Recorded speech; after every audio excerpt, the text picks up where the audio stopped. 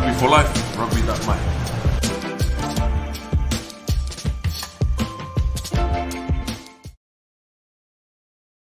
Hai, Assalamualaikum. Saya Afrin Syauki. Dahulunya bermain posisi prop, nombor 1, loose head. Dan biasa kena tendang kat muka, rebeh bahu, kena pijak. Semua dah kena. Bermain dahulu untuk SMS All Boys, juga untuk pasukan Cobra dan juga untuk ITM Lions. Saya juga bermain untuk Selangor, untuk Sukma. Saya nak ucapkan salam perkenalan kepada rugby.my dan juga semua pemain-pemain rugby di luar sana, dan harapannya adalah kita terus menggahkan lagi rugby di Malaysia ini. Rugby a gentleman's game. Nampak je kasar, tapi sebenarnya kita semua happy-happy semua. Dalam masa PKP pun jangan lupa happy-happy, training ala kadar apa yang boleh buat, dan juga kita tengok rugby apa yang ada. Okey, Assalamualaikum dan tahniah kepada rugby.my, majalah rugby pertama di Malaysia. Assalamualaikum.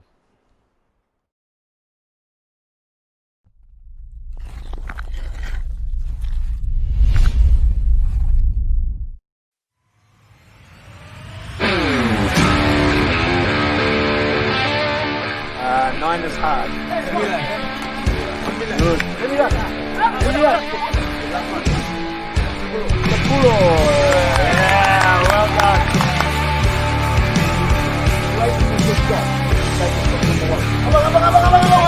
Ada. Good. Good again. Good pass. Okay, soft. Okay. All right, stop. Well done. What do we just... If you start... Start on the line, always. Okay? What I would like to see when we start the drill, even when the ball is there. Without looking at them, we know that...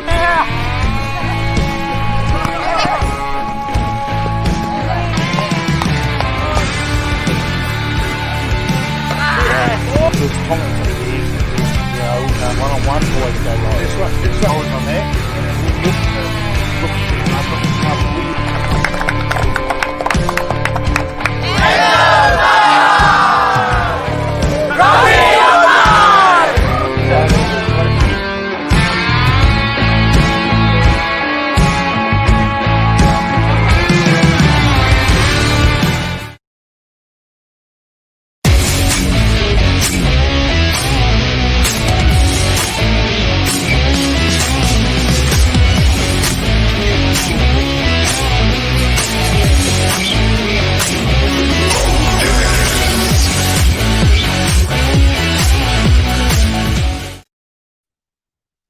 Bismillahirrahmanirrahim. Assalamualaikum warahmatullahi wabarakatuh dan salam sejahtera.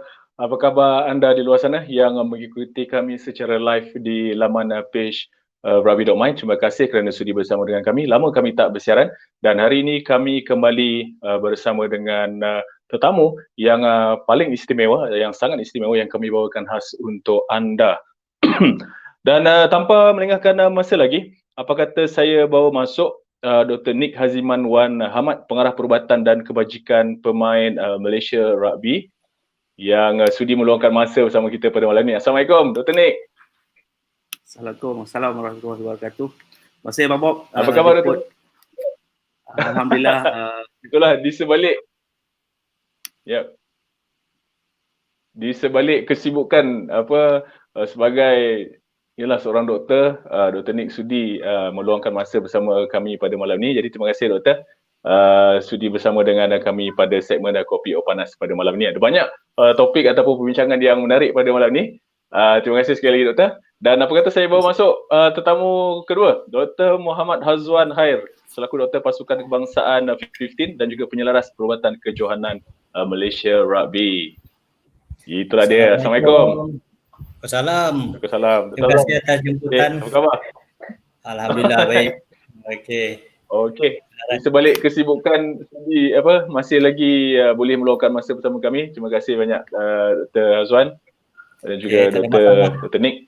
Dan panel ataupun panel tetap kita di setiap segmen Kopi Panas tak lain tak bukan saudara Mazuri aka Kobau. Di manakah beliau? Doktor bersara. Itu dia. Doktor dalam kurungan bersara. Kobau. Dah pencen. Baik. Terima kasih Kobau kerana sudi bersama dengan kami. Lama kita tak bersiaran ni. Betul lama dah beberapa sampai minggu dah, 3 ataupun 4 minggu kita tak bersiaran dan hari ni kita bertemu kembali. Daripada PKP lepas tu sampai PKP balik lah. Betul. Hari ini merupakan hari pertama untuk PKPB.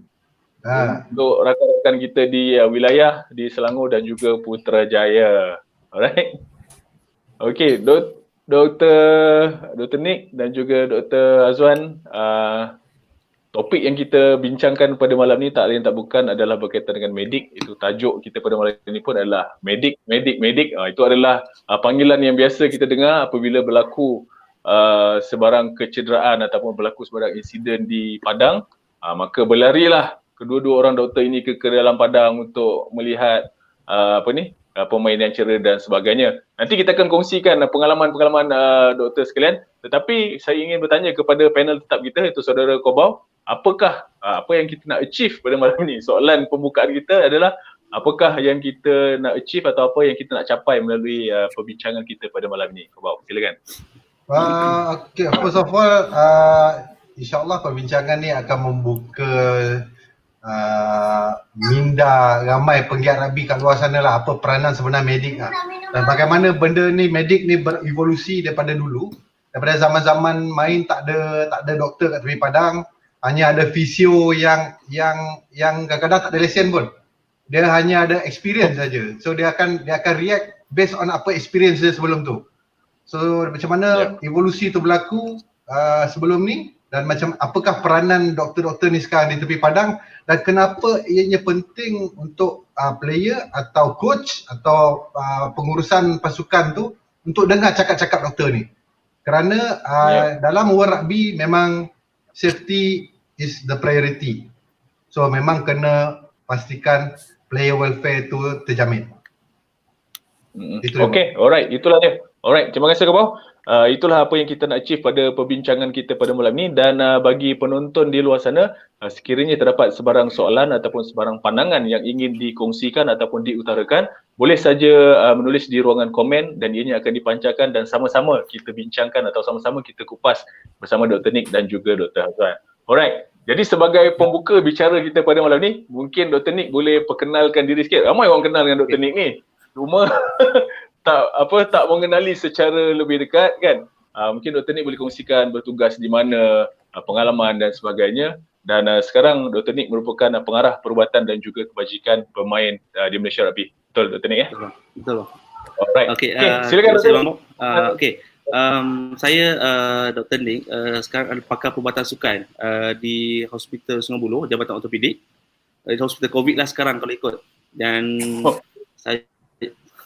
saya juga adalah sekarang ni still untuk menjaga pasukan wanita national senior 7 dah 4 tahun bersama dengan pasukan wanita, dan juga sebelum ni dengan juga under 19 untuk 15 side dan juga under 20 untuk men side untuk national team.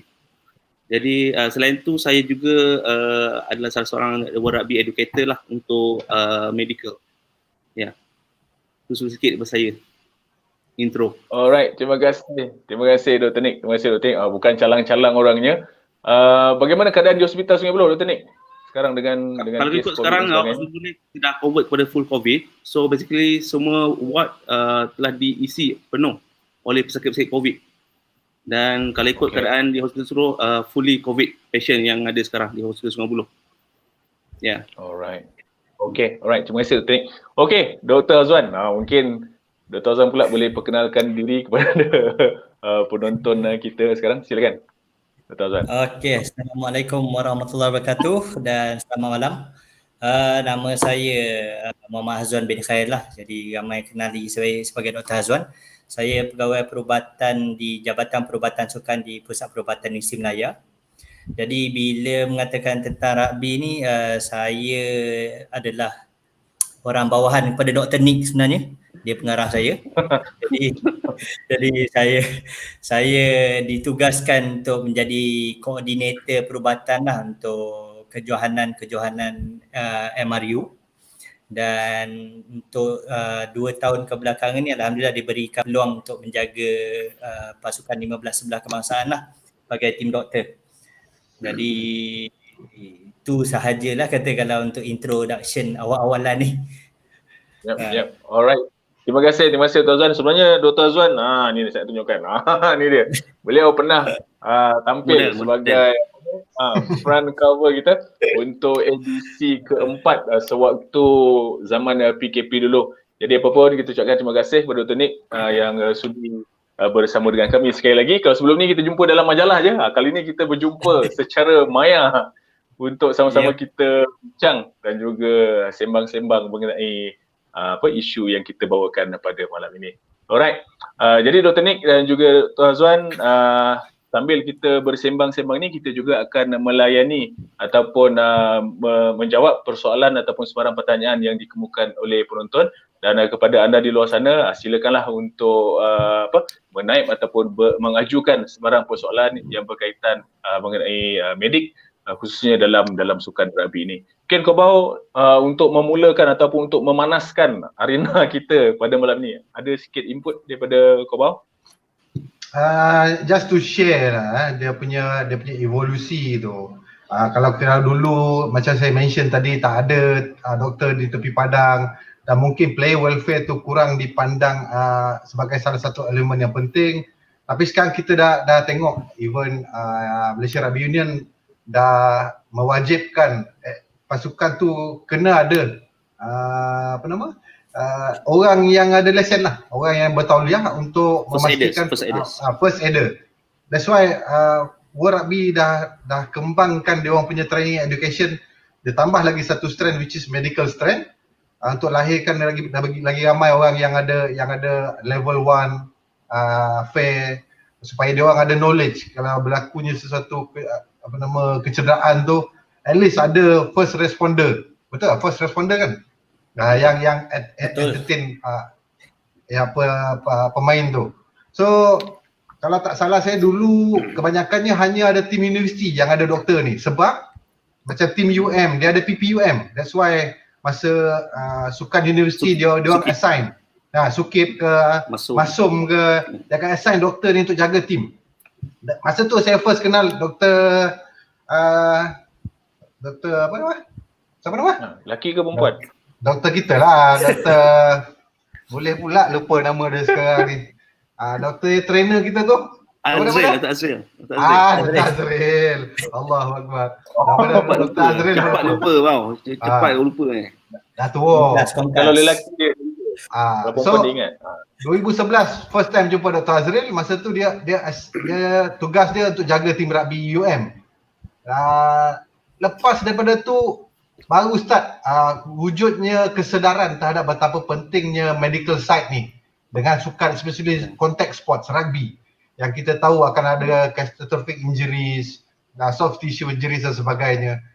Lepas tu daripada 2013-2014 tu baru nampak perlahan setiap tim dah ada orang yang bertauliah. Lepas tu 2014-2015 tu wujudnya medical strength dan kita lahirkan lebih ramai orang yang ada level 1 dan so on lah. Sampai sekarang kita tengok dalam medical strength in Malaysia pun kita dah ada satu trainer dan rasanya 10 orang educator kalau tak salah bawah medical strength yang aktif memberikan kursus-kursus fair level 1 and level 2 untuk setiap pasukan supaya dia orang ada orang yang berkenaan tu. Itu dia. Alright, terima kasih Kobau. Jadi sebenarnya untuk segmen Kopi O Panas kita ni, inilah pertama kali sebenarnya kita tampilkan doktor Kobau. Sebelum ni kita dah bersama dengan women's, kita dah bersama dengan coach, kita dah bersama dengan referee, kita dah bersama dengan alumni, dan ini merupakan kali pertama kita bawa doktor untuk bersama-sama dengan kita untuk sama-sama membincangkan isu ataupun situasi semasa. Mungkin Dr. Nick boleh, sebentar tadi saya lihat ada soalan yang diutarakan, tapi sebelum tu mungkin Dr. Nick boleh terangkan sedikit sejarah sedikit mengenai perubatan ataupun medik di dalam MRU sendiri, Dr. Nick, bila ditubuhkan dan sebagainya. Okey, terima kasih Abang Bob. Okey, jadi kalau ikut first untuk pengarah MRU officially adalah Dr. Azril lah yang start officially. So that's why terima kasih kepada pihak MRU basically yang mewujudkan unit medical untuk menjaga kebajikan atlet-atlet contohnya dia rugby. Jadi bila startnya bermula, saya pun start join untuk rugby pada 2012. Masa tu 2012 first game yang saya cover adalah Cobra 10 masa tu. Okay. Jadi kesinambungan daripada tu, okay, sekarang pun kalau ikut kita punya medical, kita ada beberapa bahagian untuk menjaga kebajikan atlet. Okay. Yang pertama untuk first one kita adalah ada assign, okay, kita punya team daripada doktor, fisio, maswa yang assign setiap team. Jadi sekarang ni kita alhamdulillah dengan senior team plus the development team under NRDP, kita ada ramai doktor dan fisio yang telah assign untuk jaga team. Jadi bermula daripada 2011 sampai sekarang berlaku evolusi sangat bagus, terutamanya dari segi training untuk medical. Okay. Untuk medical strength untuk World Rugby kita ada level 1 which is first aid in rugby dan juga level 2. Okay. Jadi untuk level 1 basically kalau ikut in term of training, kita antara negara-negara yang paling aktif di Asia Tenggara ataupun di Asia yang menjalankan level 1 training, terutamanya kepada coaches, kepada players, even kepada parents. Okay. Yang tu yang kita nampak lah. Okay. And selain tu untuk national team, okay, for example, kita dah assignkan untuk jaga women dengan men 7, ada doktor, ada fisio, even ada maswa. And then for the 15 also kita ada doktor, Dr. Hazwan. And then kita ada juga all the physio. And then for the under 20, under 18, under 16 team pun kita ada semua complete medical team. That's a good thing yang kita nampak progress. Alright. Yang seterusnya nombor 3 strength adalah kita ada teaching and education, which is Dr. Azril and Dr. Wazin yang jaga sekarang in charge. Jadi this one, this team basically kita plan untuk buat course level 1 or level 2 dalam Malaysia. Okay. Usually setiap tahun kita akan buat medical super week. So basically negara-negara daripada Asia akan datang untuk buat level 1 and basically level 2 plus educator course for the medical. Alright. So basically terima kasih kepada Dr. Azril, sekarang dia adalah salah satu one part of the committee for the Medcom Asia, for the Asia Rugby basically. So kita ada wakil kat sana lah basically. Alright. Yeah. Alright, terima kasih Dr. Nick. Dan untuk Dr. Hazwan sebagai penyelaras perubatan untuk MR ni, bagaimana peranan anda untuk memberi kesedaran kepada semua? Oh, Dr. Hazwan dah terkeluar pula. Auto-kill lagi. Saya tak sebut pasal dia punya bahagian. Mana Hazwan? Hello. Okay, mungkin Dr. Nick boleh ni. Mungkin Dr. Nick boleh sambung. Okey, satu lagi bahagian untuk bahagian pertandingan. Pertandingan kita ada local dan international punya pertandingan. So basically for example kita buat ARC yang buat yang Malaysia punya game. Okay, home game. So basically we have so untuk sanctioning maksudnya untuk kita dapatkan kelulusan. So Hazwan punya tugas lah. Okay, Hazwan, sambung Hazwan. Awak punya bahagian. Okay, so peranan penyelaras.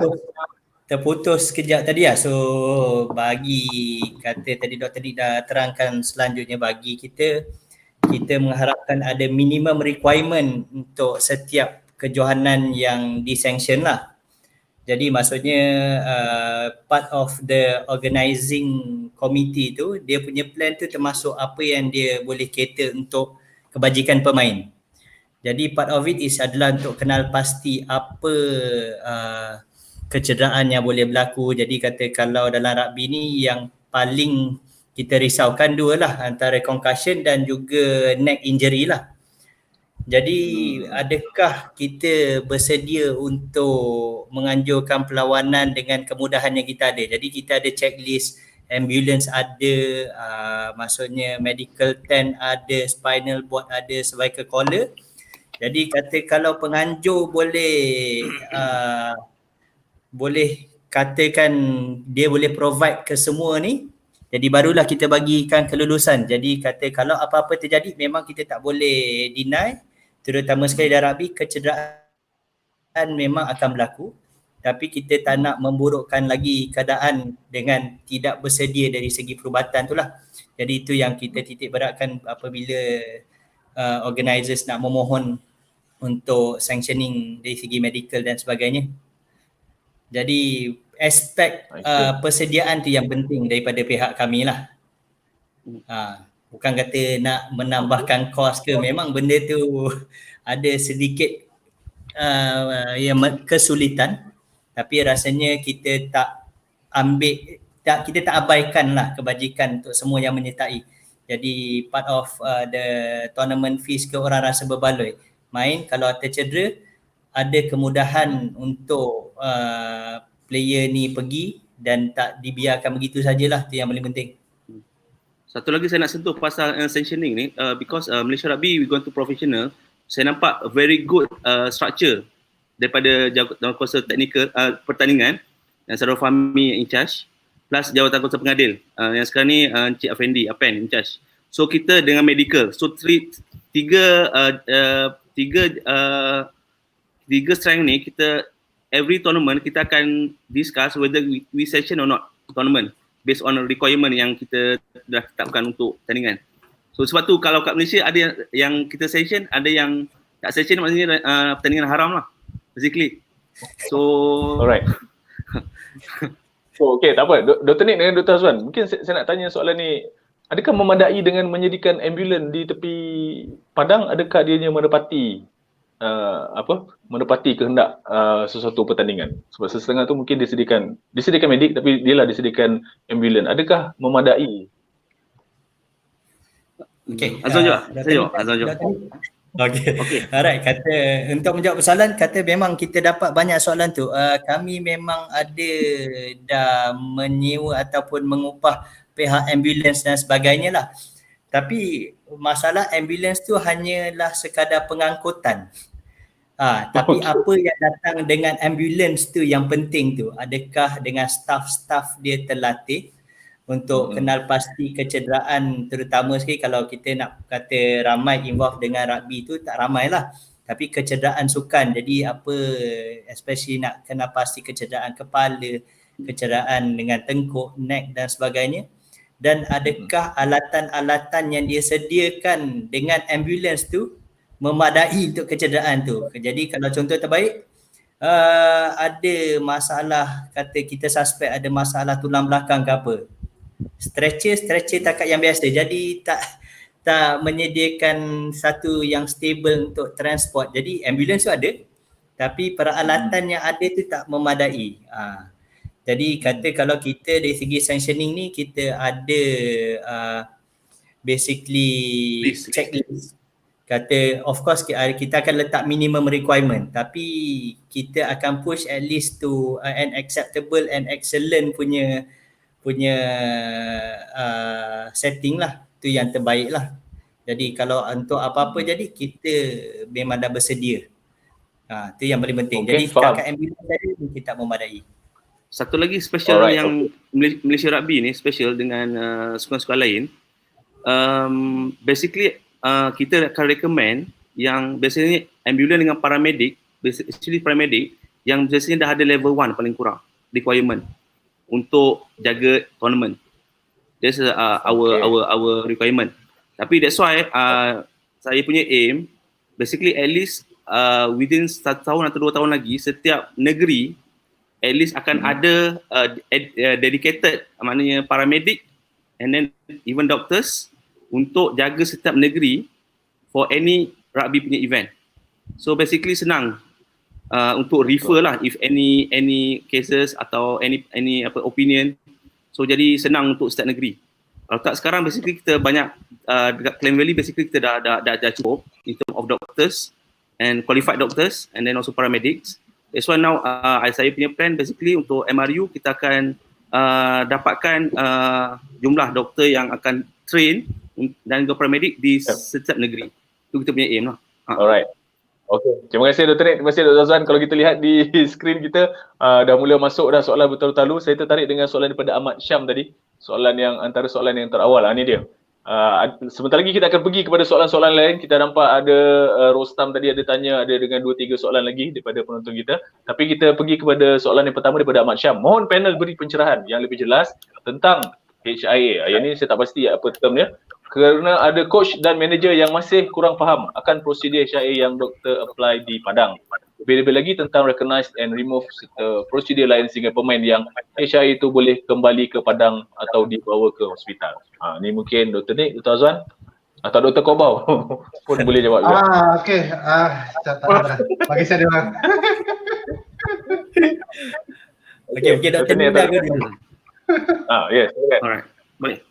Okay, HIA basically dia stand for Head Injury Assessment. Itu nama HIA. So tak semua orang tahu HIA itu apa sebenarnya. That's why saya rasa Ahmad Syam ni referee ni. Dia referee. So soalan dia memang bagus. Okay. So basically HIA diperkenalkan oleh World Rugby untuk elite professional punya tournament games. Okay. So tapi okay untuk kita apply HIA basically for example dekat Malaysia ni so far kita tak ada buat lagi HIA, betul tak Wan? So far ada pernah satu episod je lah kata kita di-train ARC tahun 2 tahun lepas tu je. 2 tahun lepas, yes. So basically one of the component untuk HIA assessment kita perlukan Hawkeye punya kamera. Ya, paling kurang pun 6 kamera untuk menyatakan yang player ni adalah concussion. For example, okay, based on kamera punya assessment lah. Okay, sebab HIA ni basically kita kena ada kamera untuk assess basically. Okay. So basically dekat Malaysia kita belum buat lagi lah basically. So kalau senang nak jawab persoalan tu, kata kalau kat Malaysia tiba ada coach bising ke, are you doing a HIA? Doktor tak buat HIA ke? Kita tak applykan langsung HIA tu. Jadi kita hanya kalau untuk concussion kita recognize and remove, tu yang paling penting lah. Kita kena pasti ada simptom apa dan kita play safe. So macam HIA ni sebenarnya adalah dia nak rule out concussion. Betul ke? Okey, simptom tak ada. Betul tak mekanism tu daripada semua kamera kita tengok tu? Okey, ni bukan concussion. Jadi kita bukan sampai ke tahap tu lah, kata so far kita pun tak ada dapat kamera sampai 6 kat tepi padang lagi kan. Senang kata bila kita ada TMO nanti baru kita boleh buat HIA. Sebab dia punya requirement dia lebih kurang. Yes. Nak bayar TMO tu. Nak bayar bila TMO. ref dah tunjuk macam ni, okey baru masa tu ada HIA. Okay, alright, terima kasih Dr. Nick. Terima kasih Azwan. For timing kita punya rule kita pakai recognize and remove. Recognize and remove basically, okay, that's why the importance of the match day doctor on the field ataupun team physio, alright, ataupun even referee. Okay, even referee pun boleh remove player from the field if suspected concussion based on the recognize. Recognize ni referee tu nampak macam mana dia mekanisme dia kena. Dia berlanggar macam mana. And then itulah basically recognize and remove. Alright, okay.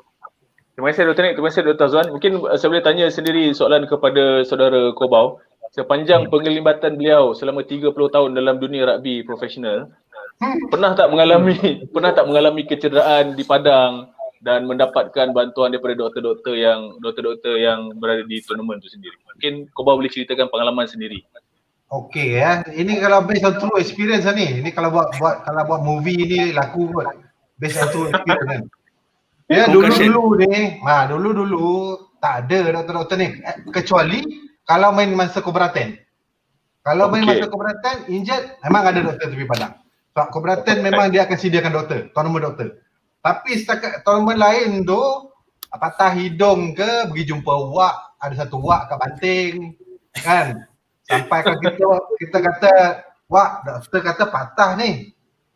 Nak patah ini? Dia kata tunjuk X-ray tunjuk patah wak. X-ray goblok dia kata.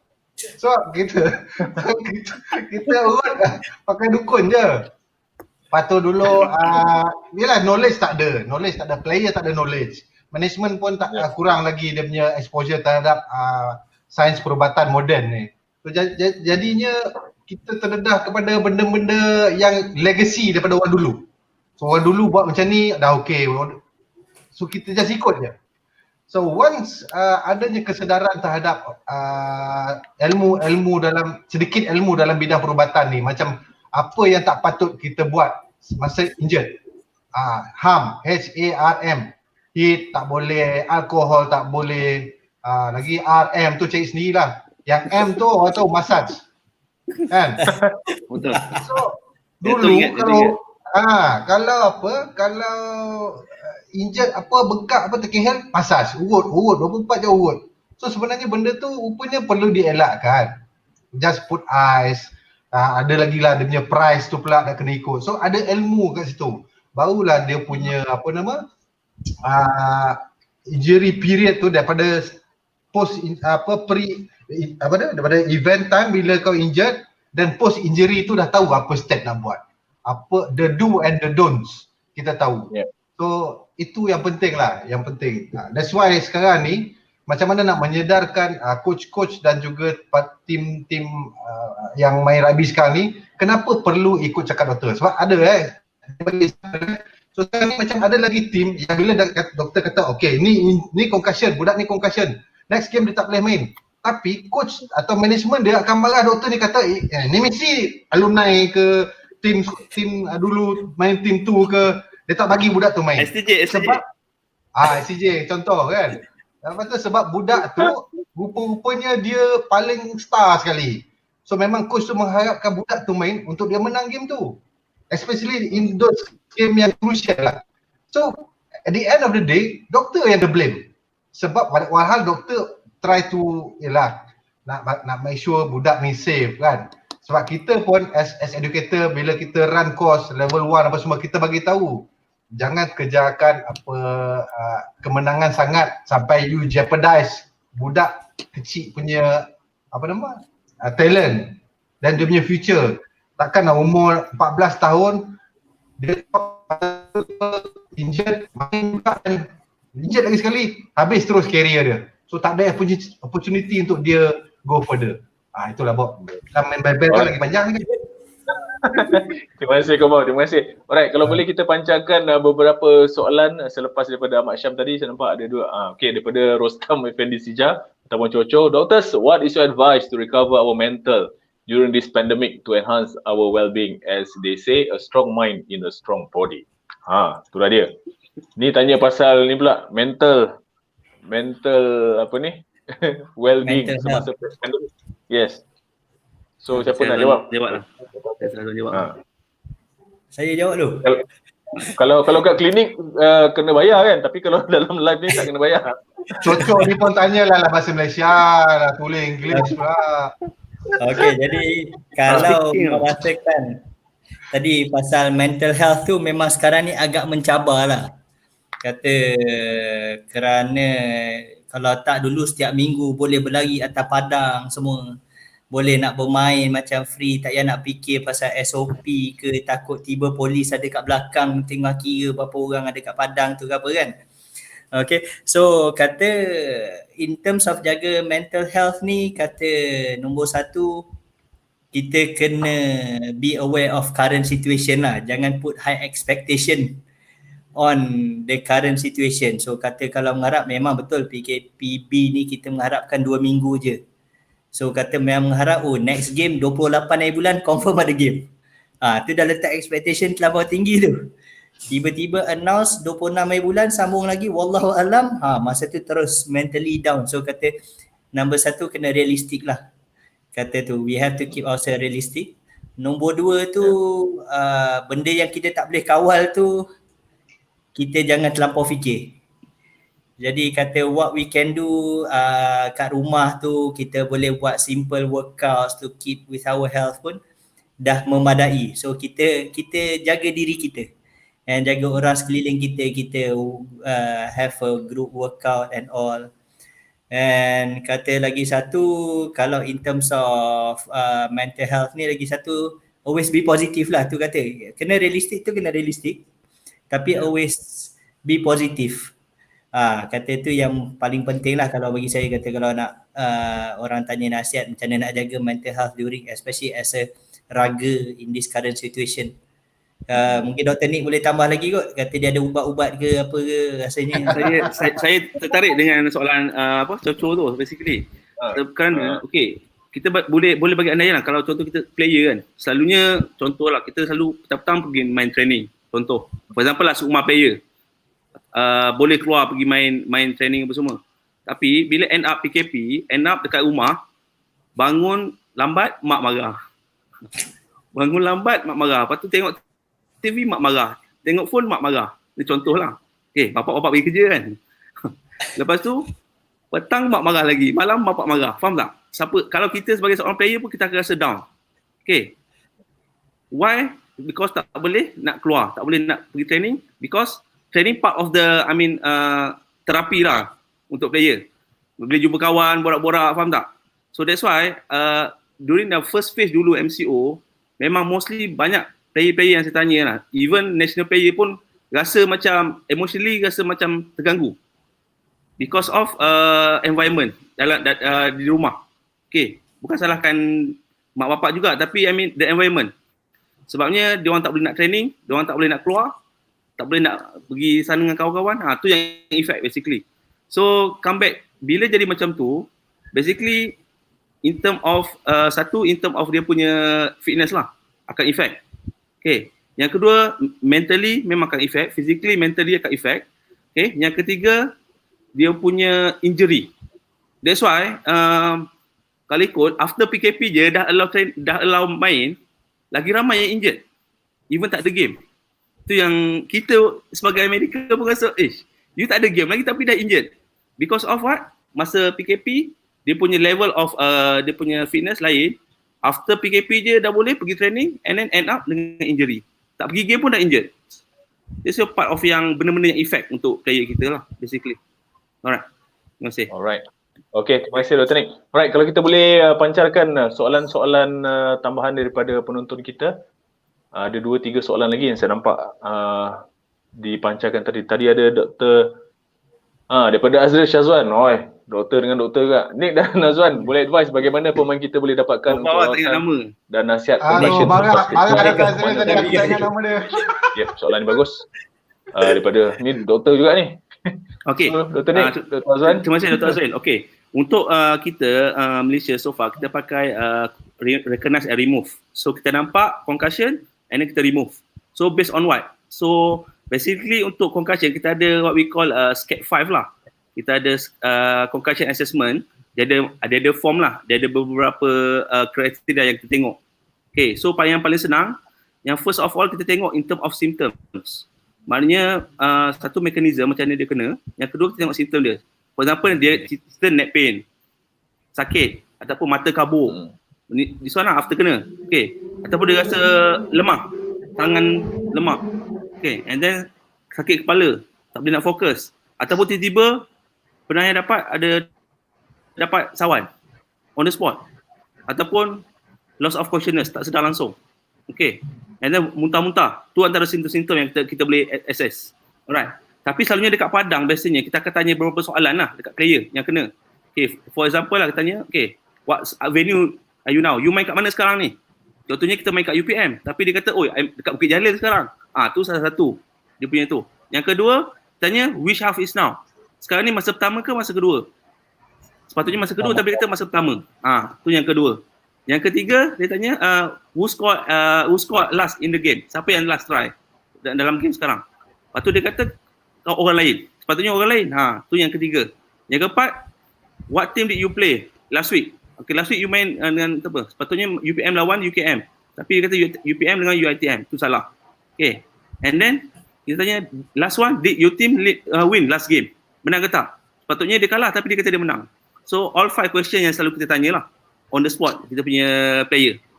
Alright. Untuk budak-budak pula lain pula dia punya soalan dia. Nama cikgu lah adalah nanti ada lain sikit. Itu yang antara contoh. So based on that assessment kita boleh remove the player from the game. Okay, tak kira game apa-apa pun. Even kita banyak, saya dengan Azwan dengan tim-tim doktor, matchday doktor yang lain, banyak argue, even masa Sukma pun kena, even National 7 kena, Piala Agong pun kena. Sebabnya pengurusan ataupun coach tak puas hati, kata player dia bukan concussion.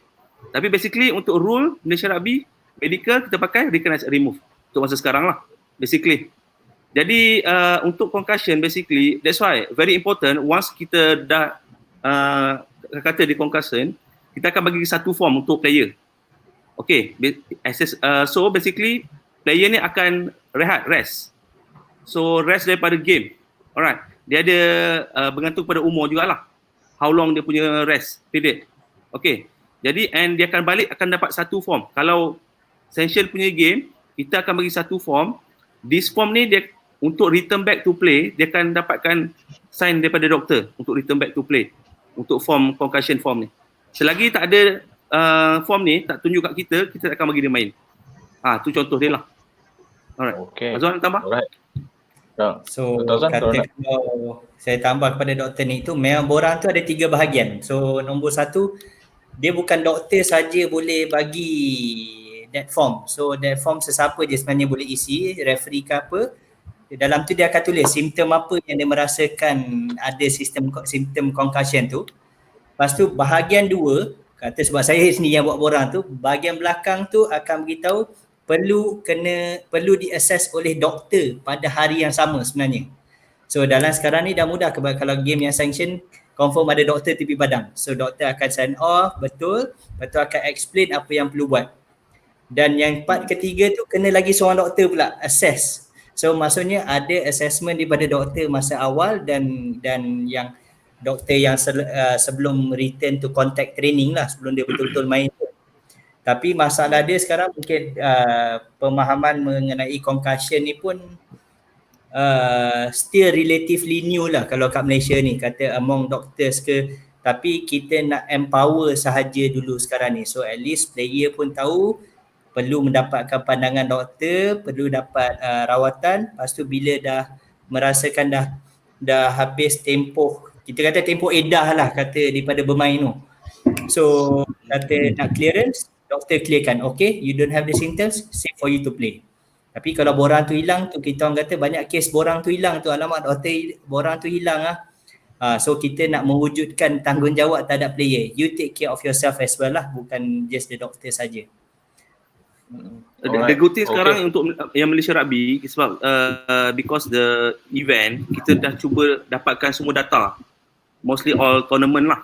Maknanya sebab player kita dia multi talent lah, multi talent. Contohnya minggu ni main dengan universiti, minggu depan main dengan club, minggu depan lagi main dengan negeri, state. Contohlah Sukma player contoh. So kita nak trace. Okay, let's say dia main this week dia concuss. So kalau dia pergi game next game main game club, kita tak tahu dia concuss masa ni. Even tournament punya manager pun tak tahu. That's why what we are doing now, kita akan trace each tournament yang saya mention, database. That's the good thing. So basically kita boleh trace, budak ni last week main Sukma team concuss, and then tiba-tiba main club pula the following week. Tempoh untuk return to play belum lagi basically. So that's why kita tak allow dia main. This our progress yang kita buat lah Malaysia Rugby lah. Alright. Okay, terima kasih Dr. Nick, terima kasih Dr. Azwan di atas penjelasan tadi. Dan sebenarnya saya tertarik sama-sama kita bersembang ni, sebenarnya saya tertarik pada komen-komen daripada Bro Remy, Bro RMY, ni kawan Kobau kot. Menceritakan sejarah Kobau di STJ kelas 5B Set 1 English. Tak payah nak fisio-fisio, panggil budak malam-malam datang urut. Dan sebagainya. Terima kasih. Macam-macam pelbagai komen kita dapat sepanjang makin banyak segmen Kopi O ni, makin banyak rahsia aku terbongkar, kau tahu? Itulah dia. Dan sambil kita menonton ni pun sebenarnya salah seorang penonton kita jauh daripada Cape Town, South Africa, iaitu Russell. Itu dia. Russell merupakan antara pengasas ataupun tulang belakang untuk Starter Academy all the way from Cape Town, South Africa. Thank you very much Russell for joining us with us tonight. Di Cape Town sekarang jam 3.40 petang. Kalau ikutkan waktu di sana. Kita di sini 9.45 malam, mereka 3.45 minit petang. Terima kasih Russell, thank you very much for watching. Dan di samping itu, soalan-soalan daripada penonton juga kita mula paparkan di skrin. Tadi ada soalan, Dr. Rizmi. Ni semua geng-geng doktor je yang malam ni yang bagi soalan. Dr. Rizmi, ada rancangan untuk pre-participation screening untuk semua yang main rugby di Malaysia, tak kira tua atau muda. Siapa nak jawab? Alright. Okay, jawab dulu boleh? Jawab. Sila. Ini sebenarnya trick question sebenarnya ni. Dia nak tengok kita jawab macam mana ni.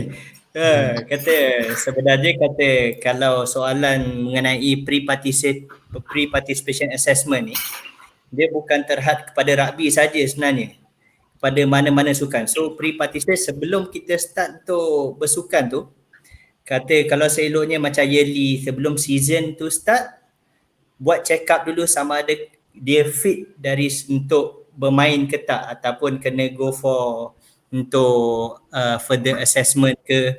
Jadi kata untuk tanya soalan tu for tak mengira umur, sebenarnya untuk semua peringkat umur, kalau dari segi teori dan secara the best practice memang wajib untuk semua sebenarnya.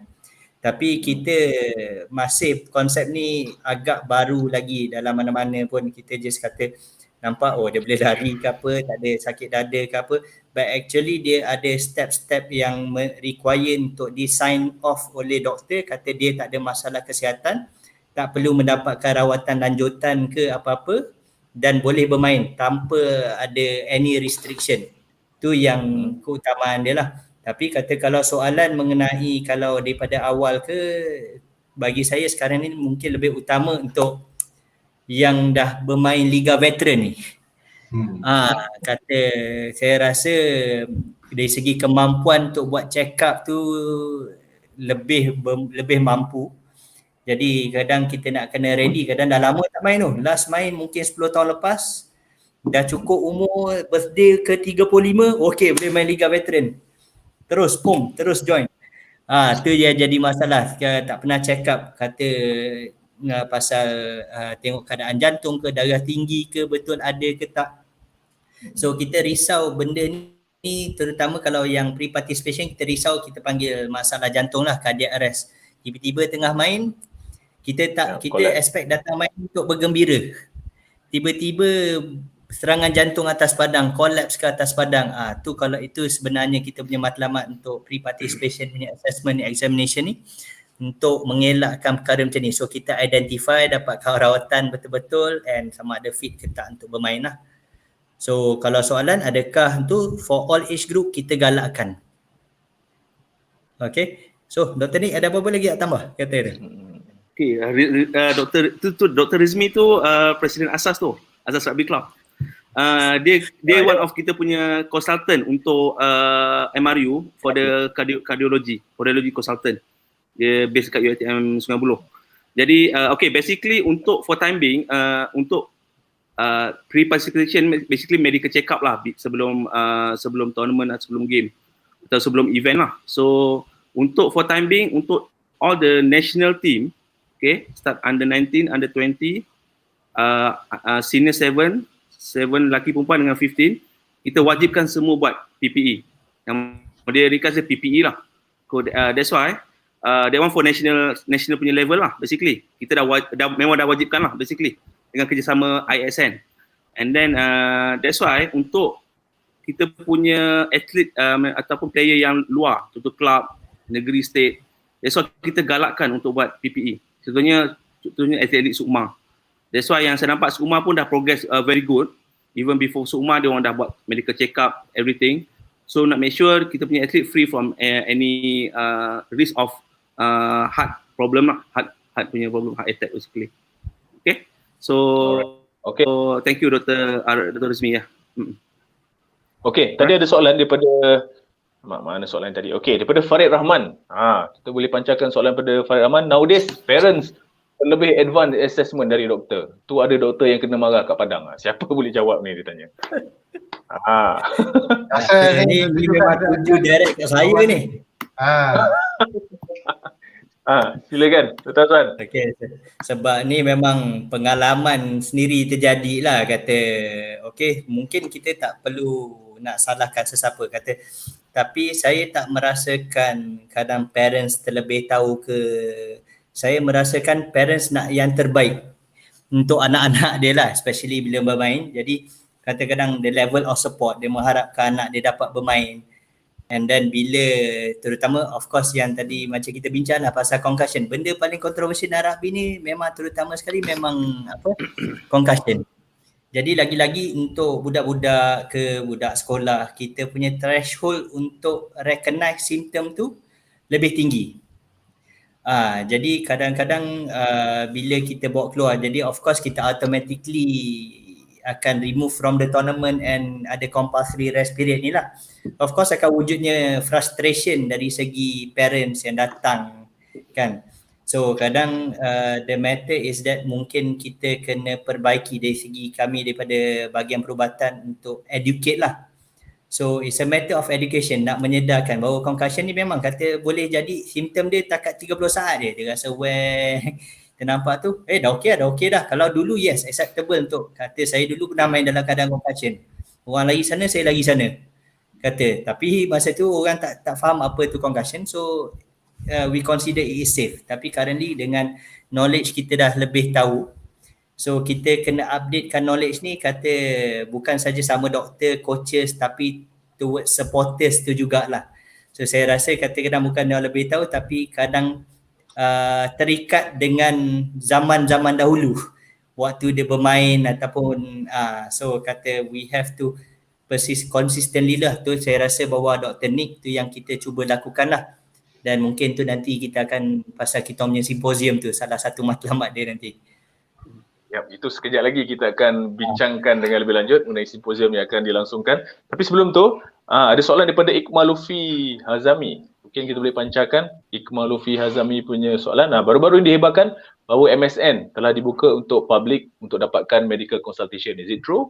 If so, ianya bagus untuk beri peluang kepada orang ramai untuk mendapatkan national level of sports medicine. Okay, Dr. Nick boleh ulas sikit? Okay, bagus soalan tu. Okay, basically that's why dengan kemudahan yang ada sekarang, ISN, bukan MSN, ISN, Institut Sukan Negara. Institut Sukan Negara atau nama sekarang dia Pusat Perubatan Sukan Negara lah. So basically kita ada the sports medicine specialist kat sana.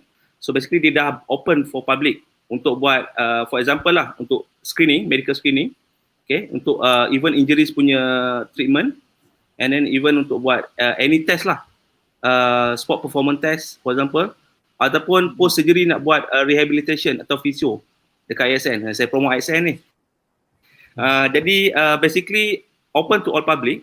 So basically public boleh call and then get dapatkan appointment untuk berjumpa dengan doktor pakar. Satu doktor kita ada Dr. Hazril dengan Dr. Jasmiza kat sana. Dr. Abi lah basically yang kat sana. And then kita ada MAs dan juga physios, very good basically. Apart from that, ISN kita ada juga PPUM. Dr. Azwan sekarang bekas saya punya universiti juga. PPUM kita ada sport medicine unit untuk any cases, sport cases or even the normal people boleh datang untuk buat treatment, untuk buat rehabilitation and testing. Kita ada macam-macam lah test. Isokinetik semua ada. Okay. Selain tu, untuk public juga, kita ada di Kementerian Kesihatan Malaysia sendiri, contohnya saya Hospital Sungai Buloh, kita ada pakar-pakar perubatan sukan, mostly di seluruh negeri dah ada dah. For example, dekat Lembah Kelang, Selangor saja kita dah ada dekat Sungai Buloh, kita ada dekat Serdang, kita ada dekat Kelang, kita ada dekat Selayang. HKL kita ada, and then Melaka kita ada, Johor pun kita dah ada. Kedah kita dah ada. Sabah pun kita dah ada. Basically, boleh, all the public boleh dapat rujukan ke pakar perubatan sukan di Kementerian Kesihatan, Universiti Kesihatan. Hospital kerajaan lah bermaksud. Maksudnya hospital kerajaan pun sekarang dah ditawarkan. Sudah. Ya. Okay. Ini satu benda yang bagus kalau kita hebahkan kepada umum, kepada orang awam khususnya. Dan sebab selama ni kalau kita tengok sports kecederaan berkaitan sukan, selalunya kita pergi kepada doktor, klinik-klinik swasta, klinik pakar dan sebagainya. Mungkin selepas ni kita boleh hebahkan kemudahan-kemudahan yang ditawarkan di fasiliti kerajaan dan juga di MSN khususnya. Yep. Jadi terima kasih Dr. Yep. Terima kasih yang bertanya. Soalan, ada soalan lagi yang masa tadi tu bertalu-talu soalannya. Okey, mohon panel beri penjelasan tentang punca serangan jantung terhadap atlet atau pemain yang dalam padang yang kadang-kadang berlaku hingga boleh menyebabkan kematian. Jika ada cara untuk mencegah atau menghindari risiko ini, mohon bagi sedikit penjelasan. Ada tips ke atau macam mana kan? Itulah dia PPE tu penting kan Dr. Nick? Ni berkait dengan soalan Dr. Rizmi tadi tu, yang pasal pre-participation punya tu lah. So sebenarnya kalau dah atas padang tu nak mencegah tu tak adalah. So sebenarnya kalau untuk masalah jantung ke atas padang adalah untuk kenal pasti ada tak risk factor untuk mendapat serangan jantung tu atas padang ataupun bila mau lakukan apa-apa aktiviti latihan ke. So tu yang lagi penting. So sebenarnya adalah untuk buat check up, untuk clearkan untuk bermain dan sebagainya. Dan of course kata kalau untuk mencegah tu, kalau atas padang kadang kita buat check up macam mana pun itu adalah risk stratification. Kalau terjadi memang tetap terjadi. So tu yang kadang kita perlukan medical setup yang betul tepi padang. So tu kata adakah ambulans memadai. Tapi kalau ada masalah serangan jantung atau jantung terhenti atas padang, salah satu requirement kami dari pihak perubatan MR ni adalah mewajibkan AED lah. So ni yang orang kata yang mesin untuk shock orang jantung tu ke? Yes. So basically for us, for any sanction tournament, tu adalah benda yang wajib untuk ada lah. Okay. Jadi dan untuk Okay Dr. Azwan. Dan kepada Kobau, sekarang dah masuk kategori veteran ataupun super veteran. Perasaan nak bermain rugby tu yang sebelum PKPB dilaksanakan ni membuat-buat.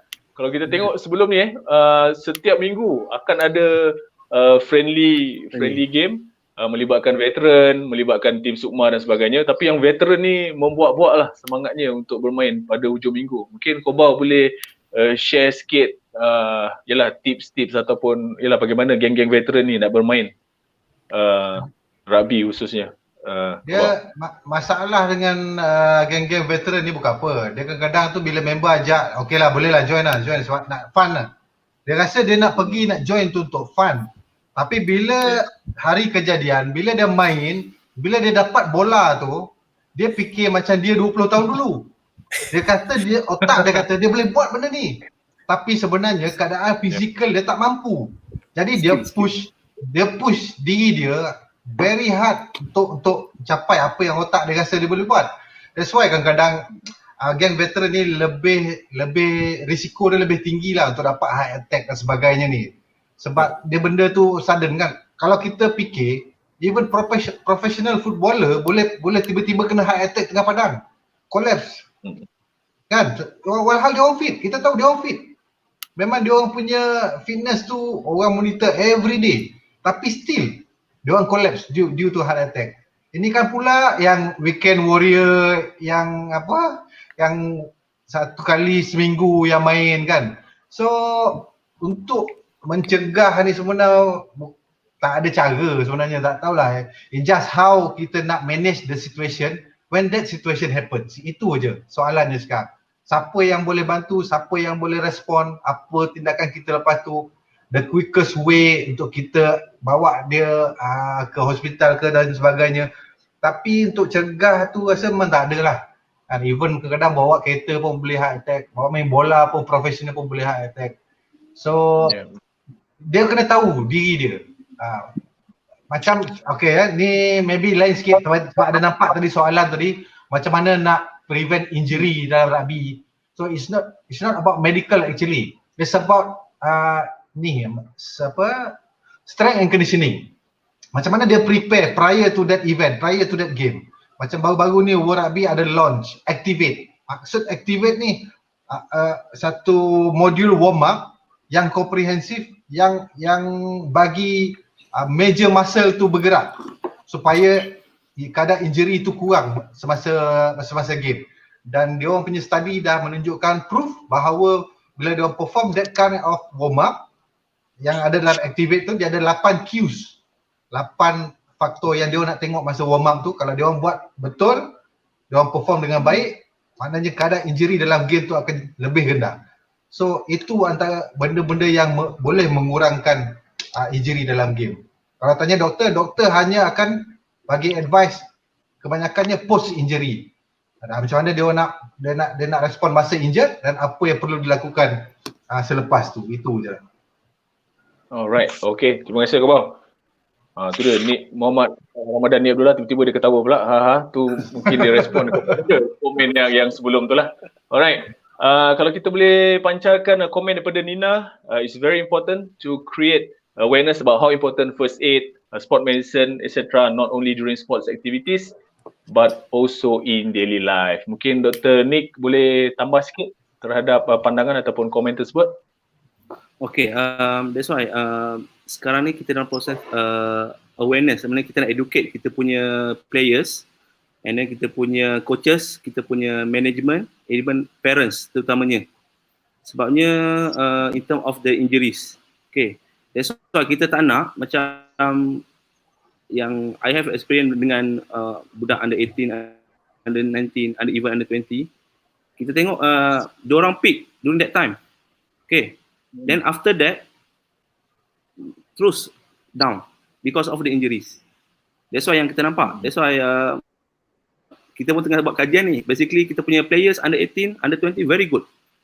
Boleh main dengan Jepun, boleh main dengan China. Faham tak? That's why sekarang ni kita cuba buat prevention. That's why one of the component activate yang kau bawa beritahu tadi, kita cuba nak terapkan kita punya players. Sebenarnya kita tak nak in term of dia punya life dia punya tu, main tu basically 30 tahun boleh main lagi. I mean umur 20 sampai ke 30 tahun paling kurang contohlah. Still boleh main lagi. Kita tak nak after 20 injured, that's it. Dia kena retire because of the injuries.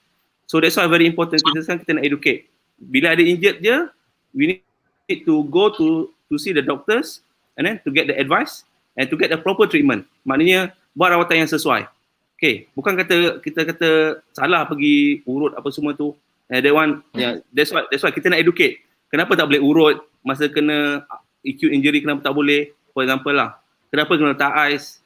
Contoh, That's why kita punya role sekarang ni kita nak educate kita punya rugby punya community untuk ke arah aware about the injuries. Okay. Okay, alright. Terima kasih Dr. Nick. Dan saya tarik pada satu soalan daripada Amir Azwan. Kalau kita boleh pancarkan soalan daripada Amir Azwan. Ada proseskah untuk mana-mana medical personnel yang berminat untuk buat service medical coverage untuk rugby game? Contohnya kena ada level first aid ke, level 1 ke, kena register ke, atau buat attachment ataupun macam mana? Saya jawab. Okay. Okay. Basically, okay, there's a special about rugby lah basically. Kalau saya nak compare dengan game-game lain, that's why kita prefer paling kurang requirement adalah level 1 first aid in rugby buat. Okay. Maknanya that's why untuk team at least kena ada level 1 physio, dia punya physio. Even kita educate coach, manager buat level 1. Because once you ada level 1, you tahu at least basic apa yang kena buat. For example, concussion. That's why kita banyak kita nak tackle about concussion lah. For example. And ada lain-lain kecederaan juga. So basically bukan doktor je yang boleh buat level 1, tak. Basically physio boleh buat, masua boleh buat, coach, even mak ayah semua, parents boleh buat, tak ada masalah. Basically they give a knowledge. So example lah, total tournament yang friendly ke, faham tak? Tiba-tiba ada patient, tiba-tiba suspect concussion, at least knowledge yang dapat daripada level 1 tu, maknanya coach boleh apply ataupun player boleh apply atau even referee pun boleh apply. So that's why very important. That's why sekarang ni kita nak create awareness. So anyone can take part doing a level 1 yang kita anjurkan oleh Malaysia Rugby, dan juga untuk jaga tournament semua, basically requirement, that's why kita punya requirement from our Malaysia Rugby at least kena ada doktor untuk tournament at least. So doktor, that's why sekarang ni, that's why kita punya aim basically each state kita nak cuba adakan satu doktor yang qualified. Paling kurang pun level 2 lah. Basically untuk monitor any tournament or any games. Sebab kita kat Lembah Kelang kita tak nak pergi tiba-tiba kena ke Sabah semua. Sarawak ada game kena ke Sarawak. Jadi at least kita bila dah ada yang qualified doctors ataupun first aiders, kita punya part, I mean dekat Lembah Kelang ni macam relax sikit lah. That's why I punya aim, yang nak join medical, yang nak join first aiders, welcome to Malaysia Rugby Medical. Kita start open. Okay, tu I punya side. Azwan, Alright. tambah? Okay, terima kasih.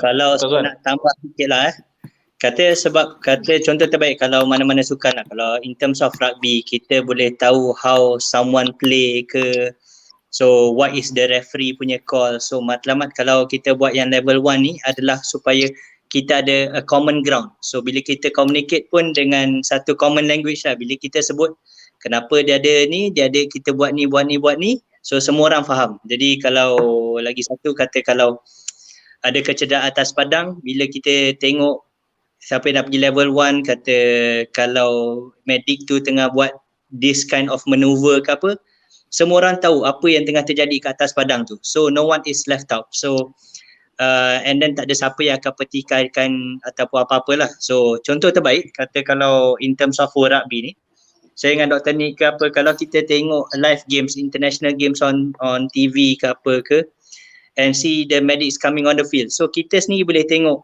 tahu apa yang dia buat, and because everyone is doing the same thing worldwide. So kita ada standard tertentu lah, especially when it comes to rugby tu yang membezakan mungkin kalau kat Malaysia kita punya sukan dengan sukan-sukan lain lah. Tu yang special sikit lah. Alright. Okay, terima kasih Dr. Azwan. Kita kembali semula. Okay, bersama dengan panel. Alright, diam tak diam sebenarnya kita dah 1 jam 1 jam 6 minit kita bersiaran secara live. Kalau kita nak menjawab ke semua soalan yang diutarakan, saya rasa memang lebih lah sejam setengah tu memang selalunya standard begitulah. Tapi aku nak tanya satu soalan ke doktor lah, boleh tak? Sebab soalan boleh nampak keluar tadi. Okay, since player ni kan sebenarnya player ni dia tahu ada 2 jenis ubat je. Budak-budak selalu budak Rugby ni akan tahu 2 jenis ubat je. Satunya Panadol, satunya Ponston. 2 tu je dia tahu. Ubat lain tu tak payahlah, apa benda pun dia tak tahulah.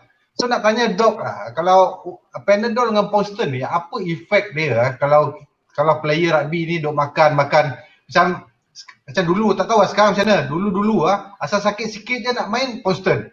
Boom, Ponston. Tak cukup sebiji, 2 biji. Tak cukup 2 biji, 3 biji. So apa Panadol, Ponston.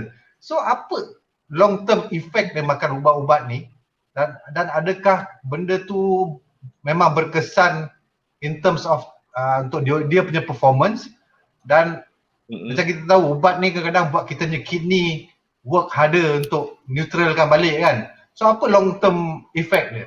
Maybe Dr. Nick or Dr. Azwan boleh explain ke? Tu Dr. Kebah dah bagi jawapan dah tu. Pasal kini tu. Dan lagi lanjutan daripada tu lah. Lepas tu kita tak tahu. Jawapan daripada Dr. Bertauliah. Jadi betul doktor tak bertauliah. Persilakanlah. Dr. Diga dulu. Okay. Bau, sekarang orang Panadol dengan Ponston pun tak pakai dah bau.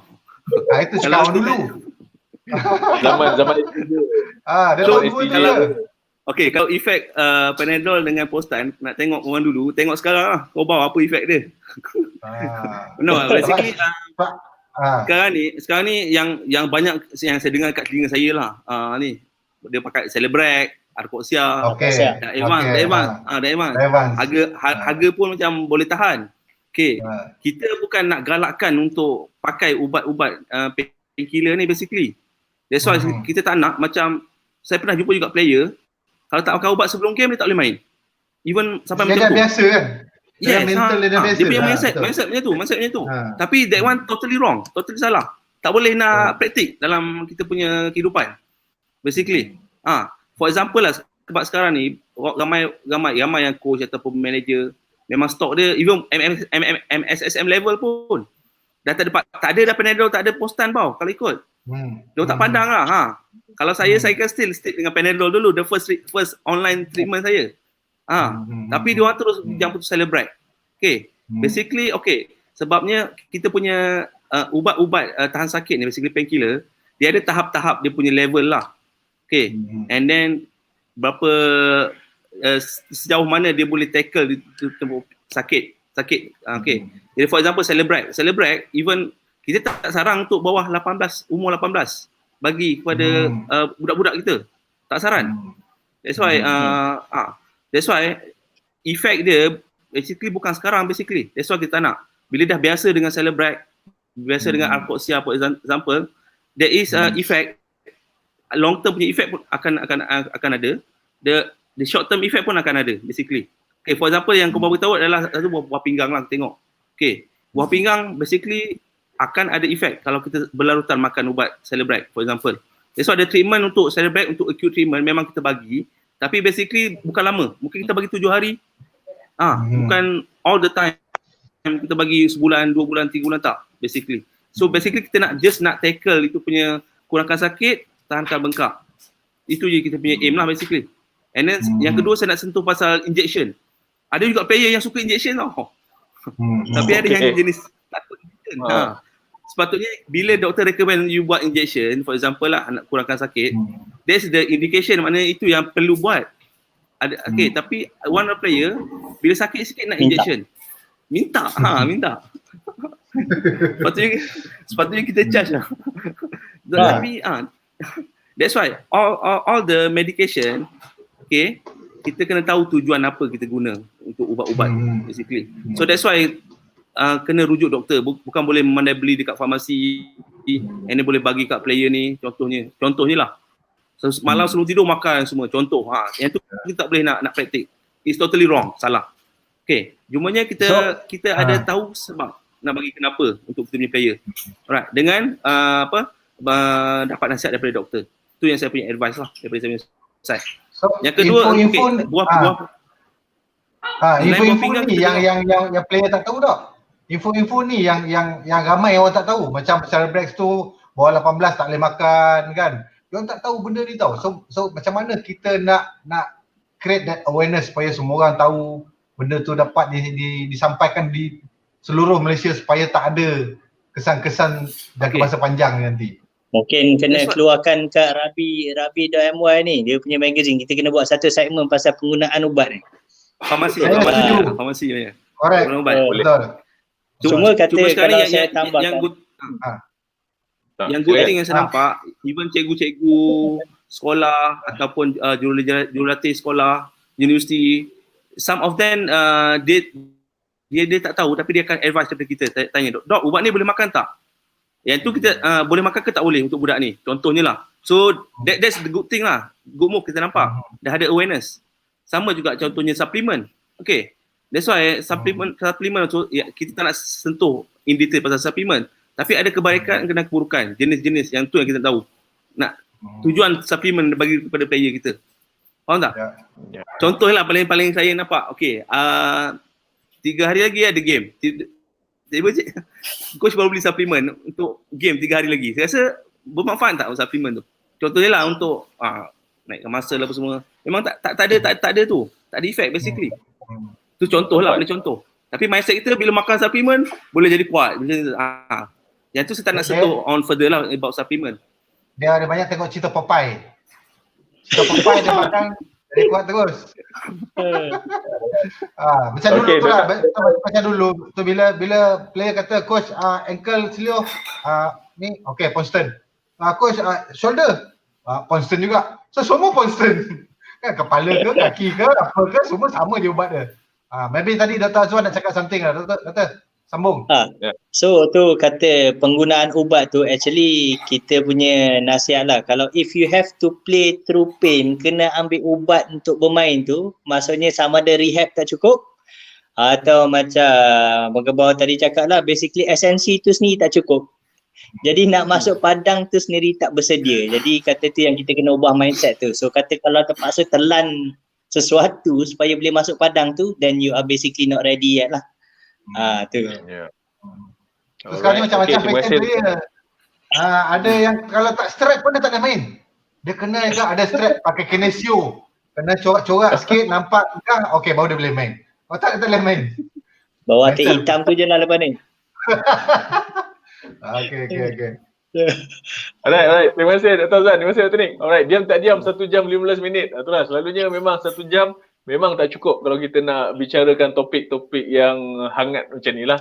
Dan sebenarnya saya tertarik sepanjang perbualan kita tadi daripada Dr. Nick dan juga Dr. Azwan, awareness dan juga educate itu adalah sesuatu yang sangat penting, yang sangat dititik beratkan oleh MR sendiri. Dan saya difahamkan ada satu event yang akan berlangsung pada bulan Disember nanti yang akan dianjurkan oleh Kesatuan Rugby Malaysia ataupun Malaysia Rugby Union MRU berkaitan dengan pendedahan ataupun awareness terhadap medik. Ataupun di skrin kita poster penganjuran acara tersebut. Inilah dia, Malaysia Rugby Medical Symposium 2020 yang akan berlangsung pada bulan Disember, 12 dan 13 Disember, bertempat di Majlis Sukan Wilayah Tuan Putrajaya. Mungkin Dr. Nick boleh ceritakan lebih lanjut mengenai simposium ni, Dr. Nick. Okey, terima kasih Bang Bob. Okey, untuk semua komuniti rugby di Malaysia, saya ingin menjemput semualah, basically terbuka. Okey, kita ada Malaysia Rugby Medical Symposium. Ni pertama kali kita buat ni, kalau ikut dalam sejarah lah, insya-Allah. Okey. Jadi dengan kerjasama Majlis Sukan Wilayah Persekutuan lah.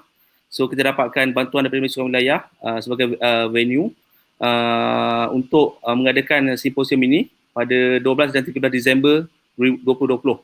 Okey. Jadi kita limited basically untuk 100 orang sahaja. Kalau ikut sekarang pendaftaran saya punya team basically dah dalam 50 ke 60 orang lah yang dah daftar. So ada dalam 40 slot lagi. So very limited lah kalau ikut. Jadi semua dijemput, terbuka kepada semua, human player, coach, manager, parents, sport science student, doctors, paramedik. Okay, this is a good time lah. So basically tema kita yang first ni kita buatlah putting player first. So that's why kita still sayang player kita, so kita putting the player first. Kita take in terms of player welfare. So basically untuk kita akan 2 hari. Okay, ada tak yang jadual dia yang hari pertama? Yang satu lagi jadual. Kalau ada. Ataupun mungkin Doktor ni boleh terangkan apa yang akan bakal berlaku sepanjang 2 hari. Alright. Penganjuran. Untuk hari pertama kita ada full day, akan ada all lectures lah basically. Maknanya that one untuk hari kedua yang 12 hari bulan, kalau dapat tengok. Ada tak dekat aku punya slide? So untuk hari yang pertama basically kita akan ada kita jemput beberapa pakar lah yang expert dalam rugby specifically. So first of all kita akan ada ceramah evolution of Malaysia Medical Rugby by Prof Ernest Yoha. Kita punya one of the doctors lah, Prof Ernest. So and then follow by Dr. Azril akan cerita. Okay, Dr. Azril cerita about the punya experience masa World Cup dekat Japan 2019. Alright. And then apart from that kita ada jemput kita punya head coach 15 Coach Brad Mika untuk cerita mengenai important of medical team in professional rugby. So dia akan share experience. So Coach Brad Mika akan share experience in terms of dia punya career sebagai players, even the coaching, how important the medical team to the team, okay, to the players. Alright. And then follow by saya akan cerita mengenai pengalaman saya untuk 2 SEA Games in terms of the medical team, okay. Bagaimana what is the function of medical, the physio, the muscle during SEA Games specifically. Yang last SEA Games dekat Filipina tu saya jaga tim lelaki dengan tim perempuan. Penat jugalah kalau ikut. So kita akan ceritakan apa-apa yang kita punya halangan kita, kita punya masalah kita, and then apa outcome kita buat, even ada player yang patah, semua apa yang kita buat dekat luar, tu lah saya akan cerita. And follow by Dr. Rizmi tadi lah. Jadi saya bawa dia untuk cerita pasal the athlete heart. Okay, nanti boleh tanya dia banyak soalan mengenai apa yang perlu buat untuk mencegah daripada ni lah serangan jantung apa semua. And follow by concussion in rugby, okay, Dr. Wazir. And then petang pula kita ada forum tau. Forum ni saya akan jemput coach National 7, Coach Fifi dan Coach Nick, dengan 1 player man, 1 player woman, cerita mengenai kecederaan dia orang. dan macam mana coach punya role untuk tackle injury player, macam mana dapat advice daripada medical, and macam mana dia follow in term of the physio and rehab punya proses. Alright. And then kita ada PSAT emergency in rugby. Okay, Dr. Azwan Dr. Azwan. Sorry, Dr. Zul from UM. Bukan What's medical do PSAT emergency? Apa jenis-jenis kecederaan dekat tu? Acute kecederaan dekat Padang. And then followed by Dr. Azwan akan cerita pasal the injury management lah. Alright. And then kita akan sentuh juga pasal activate lah yang kau bawa beritahu tadi. One of the World Rugby dah buat. Kalau macam FIFA bola dia ada apa? 11 FIFA 11 plus. So rugby kita ada activate. So that's why all the lectures yang ni dapat input, very good input untuk semua komuniti rugby lah di Malaysia. Okay, untuk hari kedua, very interesting hari kedua. Okay, so kita ada 3 workshop basically. So peserta boleh pilih untuk sama ada. Okay, so far yang first aid in rugby ni dah full house. Kita ada 45 orang dah daftar untuk first aid in rugby. So all educators yang ada kat Malaysia ni, so kena jadi educator lah on that day. Kita dah jemput untuk buat 45 orang. This one the paling ramai lah so far. So and then kita ada lagi slot untuk tapping course. Kita ada kinesio tapping course, and then kita ada rigid tapping course. Alright. So whole day basically untuk second day. So apa benefit untuk peserta? Okay, first kita akan bagi in term of goodie bags, kita dapat medical bag, first aid bag from the MRU medical. Yang kedua dia akan dapat t-shirt, and then dapat 2 sijil untuk hari pertama dan hari kedua. For example, kalau dia buat first aid course, sijil ni from World Rugby. Okay, and then for the taping from the respective punya sponsor lah, from Mueller and Rocktape punya tu company. Alright. So saya harap yang tengok sekarang ni kalau rasa berminat boleh terus scan QR code dekat yang depan tu, okay, yang dipaparkan tu. So and then boleh daftar online, just online, very fast. Dia punya fee Dr. Nick walaupun RM500 tetapi sebenarnya value dia lebih daripada tu Dr. Nick. Betul memang lebih sebabnya okay, even peserta akan dapat baju apa semua kita akan bagi untuk peserta. So quite good lah in term of that one. This one the first one medical. Kalau medical symposium basically ribu-ribu selalunya. Tapi this one for introduction, kita cuba nak tarik all our rugby community untuk join and then tengok apa yang boleh diorang belajar untuk the first medical symposium in Malaysia kita buat.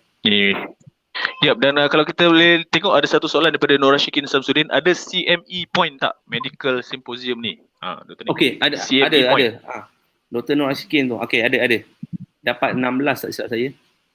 Untuk doktor-doktor and then paramedik dekat government atau private punya hospital lah. Ni point dia boleh collect point. Macam tu lah lebih kurang. Ada. Alright. Okay. So daripada Russell, thanks to the doctors, much appreciated for your input. It's very informative towards Malaysian rugby and the safety to all our players. Well, thank you very much Russell. Terima kasih. Dan berbalik kepada Dr. Azwan selaku penyelaras, macam kita masa awal-awal tadi, ambulans saja tidak mencukupi untuk sesuatu tournament, Dr. Azwan. Mungkin boleh bagi nasihat sikit sebelum kita mengakhiri segmen kita pada malam ni. Sikit je Dr. Azwan, jangan panjang-panjang. Okay. Alright, so basically keutamaan kita adalah tak ada pemain lah, player welfare. So macam symposium kita is putting players first. So apa-apa pun kita nak terbaik daripada pemain, bukan dia je memberi yang terbaik, tapi kita yang berada di tepi padang, yang organize pun memberi yang terbaik in return lah sebagai balasan. Dan diorang pun dah train elok-elok, kita pun perlu menjaga mereka sebaik yang mungkin lah. Jadi part of our medical setup tu is to make sure that they feel safe, mereka rasa selamat untuk bermain, dan kita bersiap sedia untuk segala kemungkinan lah. So kalau ada apa-apa ke boleh contact kami, saya, Dr. Nick dan mana-mana doktor yang attach dengan MR jugalah untuk sebarang maklumat lanjut. Jadi itu je lah saya kata, players first. Alright, terima kasih Dr. Azwan. Sebelum kita ucapan penggulungan daripada Dr. Nick, mungkin kita dengar ucapan penggulungan daripada Kobau. Okay, first of all, okay Dr. Azril, tak maaf lupa nama tadi. Mental block, sekarang kerja bank, macam-macam Kerja nombor dia bank. ingat. Sejuk. Okay. Um, saya tertarik dengan komen Coco kat situ. Prof Dr. Ernest Yeo. Memang legend. Dulu dia seorang je. Player memang kenal dia je. Dia seorang je buat kerja. So, apa saya pernah tengok dia jahit Sulaiman Yaakob kat tepi padang merbuk tu. Luka kat pipi macam bentuk L ni. So ada Tak bius dua pun. layer. Tak bius pun. Jahit tepi padang tanpa kapas pun. Okay, duduk standby nak main balik. So memang legend. Thank you Dr. Ernest Yeo for your service. And then saya pun nak mengucapkan terima kasih kepada barisan rugby medical team yang kita ada sekarang for your services with very good effort. Keep up the good work. So kita kena bagi awareness to the public dan saya sarankan public untuk baca majalah Rugby.my tu sebab kita Rugby.my ni akan menyalurkan informasi-informasi bukan saja medical, strength and conditioning, coaching dan sebagainya. So apa benda yang perlu dalam satu community rugby itu memang akan ada dalam majalah tu dan apa-apa komen untuk penambahbaikan boleh disalurkan kepada tim Rugby.my through social media yang ada. So kita akan Rugby.my akan cuba memberikan informasi yang terbaik kepada semua. So untuk yang awareness medical ni is very important dan insyaAllah doktor-doktor Malaysia Rugby akan buat artikel-artikel supaya kita dapat maju daripada yang sebelum ni. So keep up the good work docs. Thank you very much for your service. InsyaAllah kita akan lebih berjaya di masa akan datang. Dah gulung kan Bob? Alright, terima kasih Kobau. Itu ucapan penggulungan daripada Kobau. Alright, and last but not least daripada Dr. Nick sendiri, di samping kita mempromosikan simposium yang akan berlangsung pada bulan Disember nanti, biasa dengan nilai RM500 itu, simposium selama 2 hari bagi medical practitioner, mereka akan mendapat points dan ianya berguna juga bagi komuniti rugby yang lain untuk menambahkan pengetahuan di samping dapat pengiktirafan melalui sijil yang dikeluarkan. Dr. Nick. Okay, mungkin Dr. Nick boleh buat ucapan penggulungan. Okay, jadi daripada saya sebagai pengarah perubatan dan kebajikan pemain Malaysia Rugby, terima kasih kepada Rugby.my kerana dapat beri ruang kepada kita. Jadi satu je tujuan kita adalah untuk apa-apa pun untuk kebajikan kita punya pemain. Kebajikan di dalam padang dan juga di luar padang. So saya open to all yang even yang berminat nak join untuk medical team, for example, even nak join national team, kita still open. I mean, sentiasa terbuka untuk siapa saja. So jadi kita bukan main close door, tak, kita just open. Any opinion, apa pendapat, kebaikan dan juga apa yang boleh kita tambah baik untuk kita punya kebajikan pemain-pemain kita, sentiasa terbuka dan menerima segala pandangan daripada semua. Jadi saya harap kita punya komuniti kita rugby dapat tahu awareness in term of the injury specifically untuk kita punya player kita. Semoga kita punya kebajikan player kita akan terjamin. Bukan masa sekarang tapi untuk masa hadapan juga. Itu je daripada saya. Terima kasih. Alright, terima kasih Dr. Nick, terima kasih Dr. Azwan, terima kasih Kobau. Dan kalau kita boleh pancarkan komen yang terakhir tadi daripada Josephine Joseph. Sharing mantap, thank you Rugby.my dan panel yang handsome Dr. Nick, Dr. Hazwan, kecuali Mazuri. Kecuali. Sharing mantap, thank you Rugby.my. Dr. Nick, Dr. Hazwan dan juga Legend Mazuri. Saja je Ustaz. Alright. Kita dah mengakhiri segmen Kopi O Panas pada malam ni. Diam tak diam 1 jam 30 minit kita bersiaran. Inilah pesanan terakhir daripada kami, daripada Rugby.my. Majalah untuk edisi yang ke-8 sudah pun berada di pasaran, telah siap. Kalau kita boleh lihat muka depannya adalah Presiden Johor Rugby Union JRU berserta dengan persediaan Johor untuk menghadapi SUKMA yang akan dilangsungkan pada tahun hadapan, serta pelbagai koleksi gambar-gambar aksi sepanjang beberapa minggu lepas sewaktu rugby boleh dimainkan secara perlawanan persahabatan. Ada banyak aksi-aksi menarik yang kami tampilkan dalam majalah yang terkini. Semua ini dan banyak lagi hanya di rabi.my. Anda boleh dapatkan majalah ini di pasaran ataupun boleh melayari laman web rabi.my untuk pembelian. Jadi itu saja daripada kami. Terima kasih Dr. Nick, Dr. Azwan.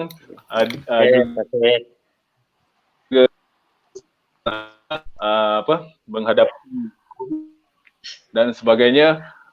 Masih lagi sudi meluangkan masa bersama dengan kami. Dan daripada Dr. Nick, pesanan untuk PKPB yang sedang berada di KL, Selangor, wilayah Sultan dan juga Putrajaya, juga kawan-kawan kita di Sabah, Okey, yang sedang pesanan saya yang sudah berkeluarga, jagalah anak-anak kita. Kawallah anak-anak kita supaya hindari daripada COVID. Sebab kalau ikut kes pun, kanak-kanak pun ada kes yang dapat positif COVID based on kat Sungai Buloh lah. So yang kata jaga anak-anak kita dan jaga diri kita. Itu daripada saya. Terima kasih. Alright, terima kasih Dr. Nick. Terima kasih Dr. Azwan. Okey Dr. Azwan, sikit untuk COVID. Okey, kata saya rasa untuk kita semualah, hashtag yang dah daripada awal, kita jaga kita. Jadi bukan kita seorang je, apa tindakan kita sekarang ni akan efek orang lain juga. Jadi yang penting kita tolong sama sendiri, jadi kita jaga kita. Okay. Alright, terima kasih Dr. Azwan. Alright, saya juga ingin merakamkan ucapan terima kasih kepada semua penonton yang bersama dengan kami sepanjang 1 jam 30 minit. Tu dia, diam tak diam 1 jam setengah. Kita bersama, pelbagai komen, pelbagai pandangan. Ya, macam-macam maklumat mengenai Kobau, kelas 5B dan sebagainya. Semua kita dapat tahu malam ni. Terima kasih kepada semua yang sangat sporting, yang setia bersama kami sepanjang program ini berlangsung. Dan kami merakamkan ucapan terima kasih. Dan sama-sama kita jaga kita, hindarilah daripada aktiviti ataupun berkunjung ke tempat-tempat yang tak sepatutnya. Sentiasa sanitize, sentiasa basuh tangan dengan sabun dan sebagainya. Dan sama-sama kita jaga diri kita. Untuk itu sekian saja daripada kami di Rabi.my. Terima kasih Dr. Nick, terima kasih Dr. Azwan dan juga Kobau. Dan semoga kita bertemu lagi di siaran selanjutnya, Sembang Kopi O Panas. Untuk itu sekian. Wabillahi taufiq wal hidayah. Assalamualaikum warahmatullahi wabarakatuh.